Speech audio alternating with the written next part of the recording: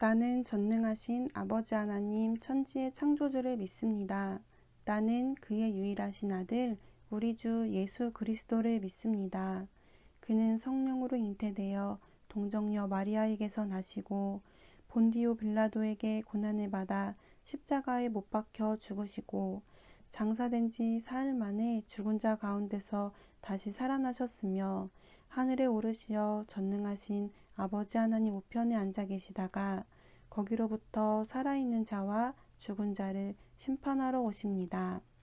나는 성령을 믿으며 거룩한 공교회와 성도의 교제와 죄를 용서받는 것과 몸의 부활과 영생을 믿습니다. 아멘. 오늘 하나님께서 우리에게 주신 말씀은 창세기 44장 14절에서 34절까지의 말씀입니다. 제 성경으로는 구약 70쪽입니다. 창세기 44장 14절에서 34절까지의 말씀을 다 같이 합독하시겠습니다. 유다와 그의 형제들이 요셉의 집에 이르니 요셉이 아직 그곳에 있는지라 그의 앞에서 땅에 엎드리니 요셉이 그들에게 이르되 너희가 어찌하여 이런 일을 행하였느냐 나 같은 사람이 점을 잘 치는 줄을 알지 못하였느냐 유다가 말하되 우리가 내 주께 무슨 말을 하오리이까 무슨 설명을 하오리이까 우리가 어떻게 우리의 정직함을 나타내리이까 하나님이 종들의 죄악을 찾아내셨으니 우리와 이 잔이 발견된 자가 다 내 주의 노예가 되겠나이다.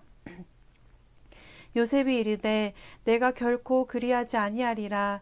잔이 그 손에서 발견된 자만 내 종이 되고 너희는 평안히 너희 아버지께로 도로 올라갈 것이니라. 유다가 그에게 가까이 가서 이르되 내 주여 원하건대 당신의 종에게 내 주의 귀에 한 말씀을 아뢰게 하소서. 주의 종에게 노하지 마소서. 주는 바로와 같으심이니이다. 이전에 내 주께서 종들에게 물으시되 너희는 아버지가 있느냐 아우가 있느냐 하시기에 우리가 내 주께 아뢰되 우리에게 아버지가 있으니 노인이요 또 그가 노년에 얻은 아들 청년이 있으니 그의 형은 죽고 그의 어머니가 남긴 것은 그뿐이므로 그의 아버지가 그를 사랑하나이다 하였더니 주께서 또 종들에게 이르시되 그를 내게로 데리고 내려와서 내가 그를 보게 하라 하시기로 우리가 내 주께 말씀드리기를 그 아이는 그의 아버지를 떠나지 못할지니 떠나면 그의 아버지가 죽겠나이다. 주께서 또 주의 종들에게 말씀하시되 너희 막내 아우가 너희와 함께 내려오지 아니하면 너희가 다시 내 얼굴을 보지 못하리라 하시기로 우리가 주의 종 우리 아버지에게로 돌아 올라가서 내 주의 말씀을 그에게 아뢰었나이다. 그 후에 우리 아버지가 다시 가서 곡물을 조금 사오라 하시기로 우리가 이르되 우리가 내려갈 수 없나이다. 우리 막내 아우가 함께 가면 내려가려니와 막내 아우가 우리와 함께 가지 아니하면 그 사람의 얼굴을 볼 수 없음이니이다. 주의 종 우리 아버지가 우리에게 이르되 너희도 알거니와 내 아내가 내게 두 아들을 낳았으나 하나는 내게서 나갔으므로 내가 말하기를 틀림없이 찢겨 죽였다 하고 내가 지금까지 그를 보지 못하거늘 너희가 이 아이도 내게서 데려가려 하니 만일 재해가 그 몸에 미치면 나의 흰머리를 슬퍼하며 스올로 내려가게 하리라 하니 아버지의 생명과 아이의 생명이 서로 하나로 묶여 있거늘 이제 내가 주의 종 우리 아버지에게 돌아갈 때에 아이가 우리와 함께 가지 아니하면 아버지가 아이의 없음을 보고 죽으리니 이같이 되면 종들이 주의 종 우리 아버지가 흰 머리로 슬퍼하며 스올로 내려가게 함이니이다. 주의 종이 내 아버지에게 아이를 담보하기를 내가 이를 아버지께로 데리고 돌아오지 아니하면 영영이 아버지께 죄짐을 지리이다 하였사오니 이제 주의 종으로 그 아이를 대신하여 머물러 있어 내 주의 종이 되게 하시고 그 아이는 그의 형제들과 함께 올려보내소서. 그 아이가 나와 함께 가지 아니하면 내가 어찌 내 아버지에게로 올라갈 수 있으리이까. 두렵건대 재해가 내 아버지에게 미침을 보리이다. 아멘. 지난 새벽 예배 말씀에서 야곱은 전능하신 하나님께 사랑하는 아들 베냐민과 그의 아들들을 맡겨드렸습니다. 너의 아우를 데리고 일어나 그 사람에게 다시 가거라. 전능의 하나님께서 너희에게 그 사람 앞에서 자비를 베푸셔서 너희와 다른 형제와 함께 베냐민을 보내실 것이다. 내가 자식을 잃어야 한다면 잃을 것이다.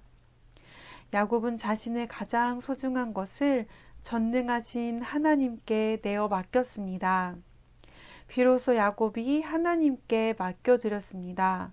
그런데 어찌된 일인지 아들을 맡기자마자 소중한 아들을 곧 잃게 될지도 모르는 위기에 처하게 됩니다. 베냐민의 자루에서 요셉의 은잔이 발견되어 베냐민은 이집트의 종이 될 상황에 처하게 됩니다. 야곱은 하나님께 의지하며 맡겨드렸는데 어떻게 이런 일이 일어났을까요? 아버지께서 전능하신 하나님을 의지하며 보내온 막내 아들이 종이 될지도 모르는 일을 보는 다른 형제들의 마음은 어땠을까요? 야곱의 아들들은 자신들의 옷을 찢으며 슬픔을 표현했습니다. 그리고 요셉의 집으로 되돌아와 요셉 앞에 엎드립니다. 우리가 무엇을 말씀드리겠습니까? 우리가 무엇으로 우리의 의를 증명하겠습니까? 하나님께서 우리의 죄악을 발견하셨으니 우리는 차마 아무런 말씀을 드릴 수 없습니다. 요셉의 형제들은 막내 동생 베냐민이 은잔을 훔치지 않았을 것이라 생각하지만 그의 형제들은 아무런 변명도 하지 않습니다. 그리고 오직 우리의 죄악이 발견되었다고만 말합니다. 지난날 동생 요셉이 애걸할 때 그의 괴로움을 보고도 듣지 아니하였던 마음속 죄의 짐이 발견되었다. 하나님께서 우리의 모든 죄악을 드러내게 하셨다라고 말할 뿐입니다. 그리고 요셉의 형제 중에서 유다가 나서서 말을 하기 시작합니다. 18절 말씀입니다. 유다가 그에게 가서 이르되 내 주여 원하건대 당신의 종에게 내 종의 귀에 한 말씀을 아뢰게 하소서.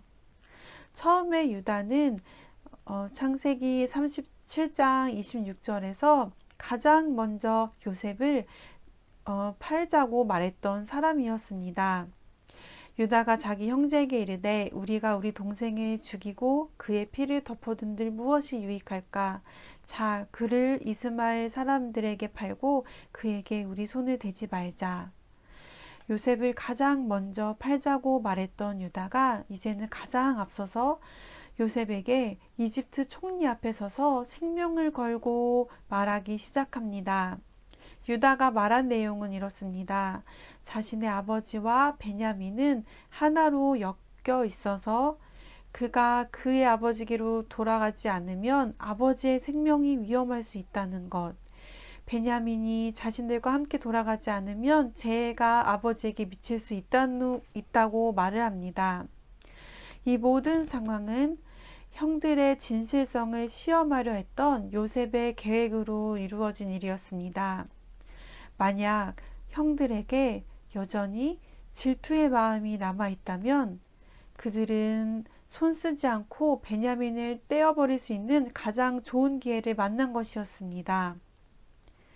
이런 요셉의 시험 앞에서 전에는 아버지 편애를 받는 아들을 질투하는 형들이었지만 이제는 동생을 지키기 위해 목숨을 내거는 형들의 바뀐 태도를 보이고 있습니다.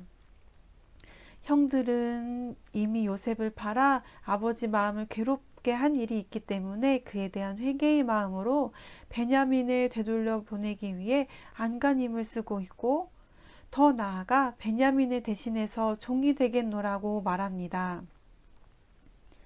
이제 주의 종으로 그 아이를 대신하여 머물러 있어 내 주의 종이 되게 하시고 그 아이는 그의 형제들과 함께 올려 보내소서. 자신의 안위를 버리고 동생을 살리려고 하는 모습 속에 대신해서 종이 되겠다고 하는 모습 속에 희생적 사랑을 느낄 수 있습니다. 어떻게 해서 요셉의 형들은 질투의 마음에서 희생하는 사랑의 마음으로 바뀌게 된 것일까요? 그것은 아마도 창세기 44장 16절에서 말한 그 형들의 고백 속에서 알 수 있습니다. 하나님께서 우리의 죄악을 깨닫게 하셨다. 우리의 죄악을 드러내게 하셨다. 하나님께서 요셉의 형들의 죄악을 발견하시자 그들은 회개와 변화된 마음을 갖게 되었습니다. 이처럼 하나님께서 우리의 모든 것을 깨닫게 하실 때 우리가 할 수 있는 유일한 것은 드러내신 분에 대해 드러내신 분께 모든 것을 시인하는 것입니다. 삶의 모든 일들이 하나님 앞에서 행해졌기에 우리의 잘못도 주님 앞에 내려놓고 아뢰 있는 일뿐입니다. 오늘도 저와 사랑하는 에바다교회 성도님들에게 모두 이런 은혜가 있기를 소망합니다. 우리 안에 죄악된 모습을 우리 안에 죄악된 모습을 모두 알고 계신 주님, 이 모습을 우리가 발견하고 깨닫는 은혜가 있게 하옵소서. 죄의 둔감에서 깨닫지 못하고 시인하지 못하는 자리에 빠지지 않도록 오늘도 우리가 영적으로 깨어있고 민감할 수 있게 하옵소서. 이렇게 낮아진 마음에 주님 사랑이 들어오고 주님 사랑으로 채워달라고 같이 기도하기 원합니다. 그리고 서로가 서로를 바라보며 잘못이나 어리석음을 발견할 때마다 그 모습을 주님이 드러내실 때까지, 깨닫게 하실 때까지 우리에게는 긍휼과 사랑과 기다림으로 서로 품고 보듬으며 살아가게 되기를 바라며 기도하시겠습니다. 그리고 오늘 드려지는 금요기도의 자리를 기억하면서 기도하시고 주기도문으로 마치겠습니다.